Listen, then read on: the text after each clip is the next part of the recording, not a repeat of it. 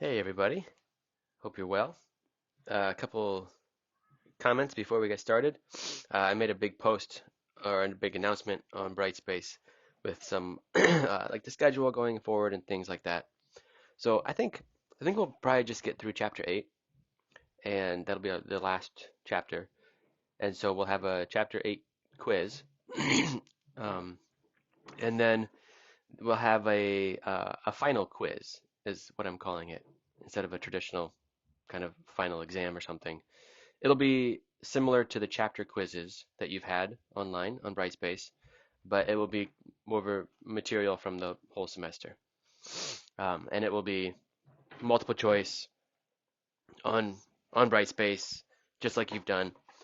And I'll open that up during finals week. Okay, so you can check that announcement.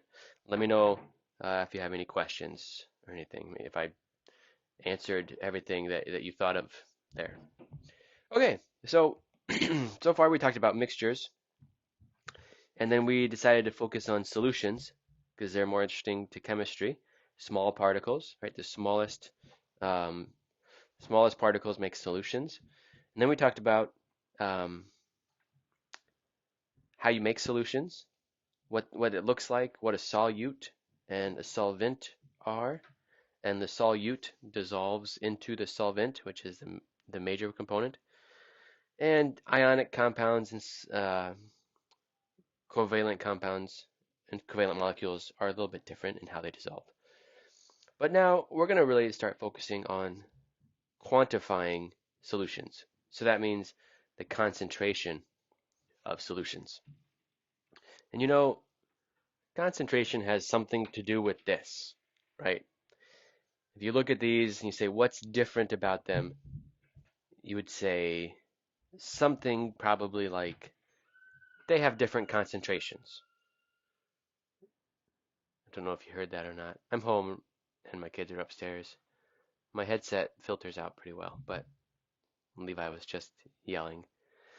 So I apologize if you hear some commotion in the background. But anyway, where were we? What's different about these, right? The concentration, whatever that means, I think, maybe you have some idea of what that means already. The concentration is different. Which one's more concentrated? Assuming we're talking about like this blue thing, right? So here's more, here's less. And then there's gradations in between, right? It's getting more concentrated as you go from left to right. So that's still like a qualitative way of talking about it, right? You can set these side by side, and the darker blue is more concentrated. But now we might want to ask, what is the actual amount of solute, right? If this was a drug or a medicine that you were to give to a patient, it'd be pretty important to know how much you're actually giving, right? And so we can define concentration a little bit better and say it's just generally the amount of solute per amount of solution, right? And then whenever you see the word per, what do you think? You should think ratio, right? You should think conversion factor. It's going to connect two different kinds of units. So a per means ratio. You could write it as a formula, the amount of solute over the amount of solution, or the amount of solute divided by the volume of solution. And there, as you'll see, there are lots of different ways to talk about concentration.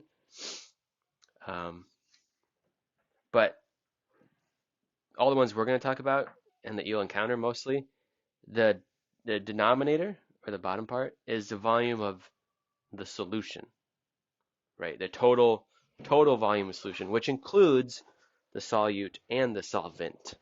Okay, just a quick note. So like if you have 5 milliliters of a medicine and 95 milliliters of water, the solution has 100 milliliters because you would take the solute plus the solvent. Okay. So again, we can kind of see going from less to more, um, from left to right, means that over here on the right, there's more solute per solution volume. And over here, it looks like there's essentially none, but we'll say less solute per solution volume.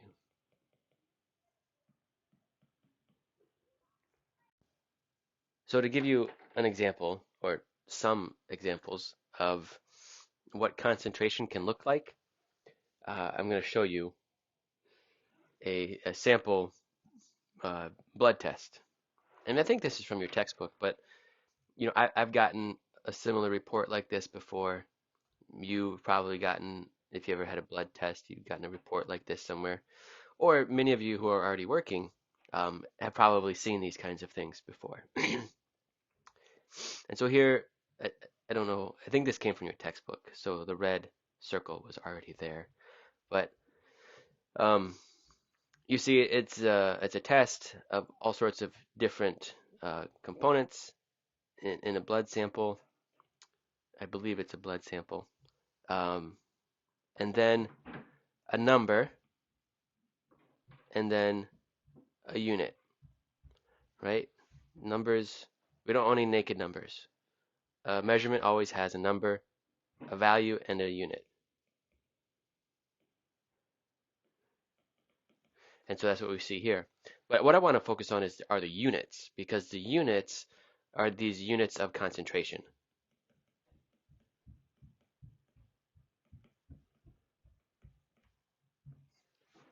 And if you look closely, you'll see that there are lots of different ways that, lots of different units, right? Actually, take a moment to maybe pause it and tally up all the different units that you see here.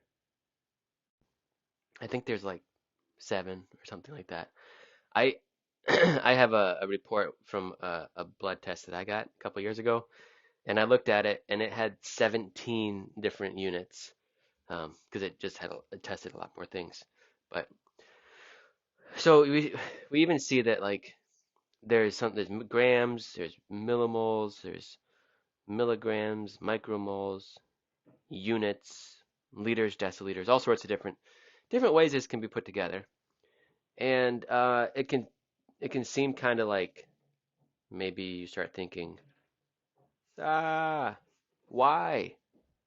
Why are there so many units of concentration? Can't we just keep this simple? Um, and the fact is, this is actually attempting to keep it simple. And if I were to ask you, I already asked you this question, why? I think we've talked about this enough in this class that you might have an idea of why the units are also different when you look at these numbers, right? What do we notice about these numbers here? 20, 3.0, 3.5, 0.79, 14 and a half, 3.8, 30, 3.32, 1.09, 138.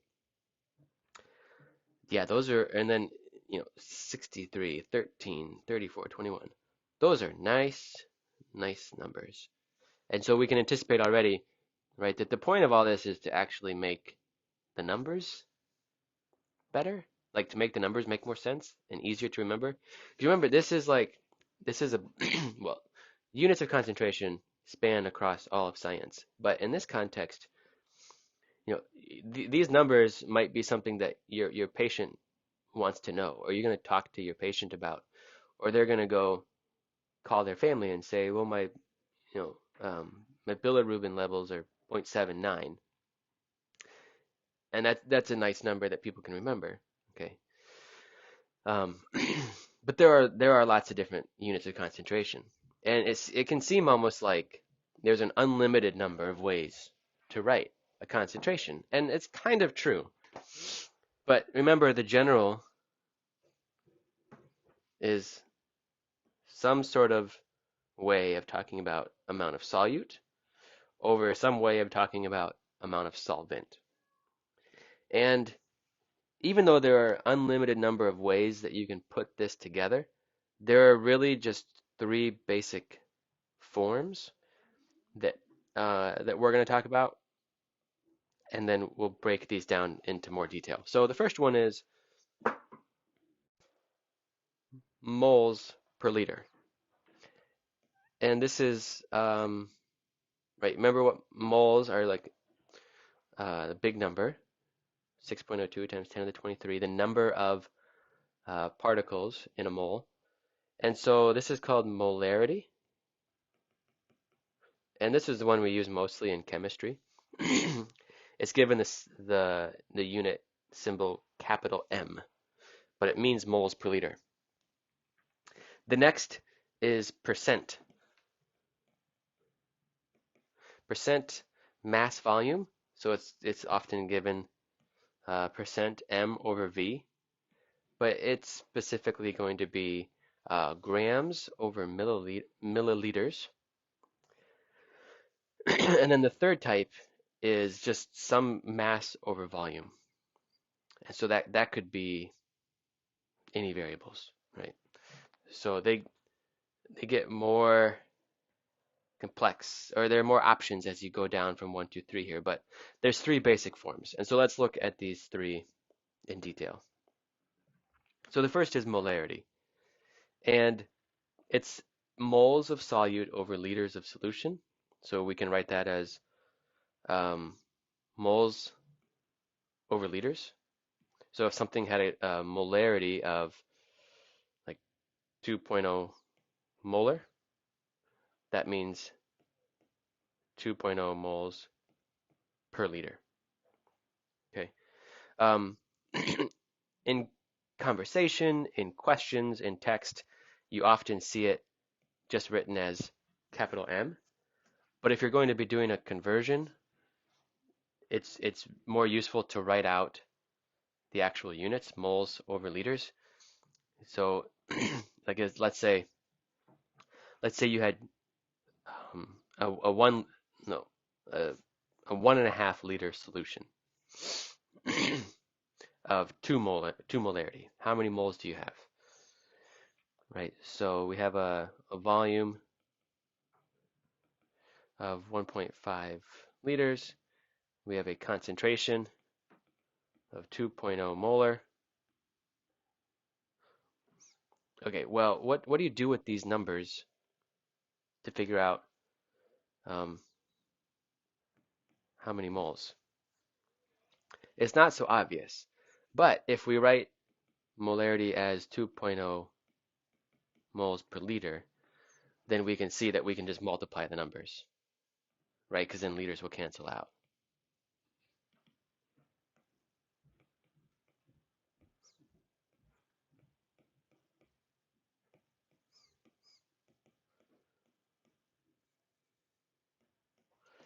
So we're going to talk about molarity, but it's better to always write it out as moles per liter whenever you're doing a calculation. Another thing that we saw on the report there was millimole per liter, and it's millimolarity. So that would just be 1,000 times smaller unit, or 1,000 times more units for the same concentration.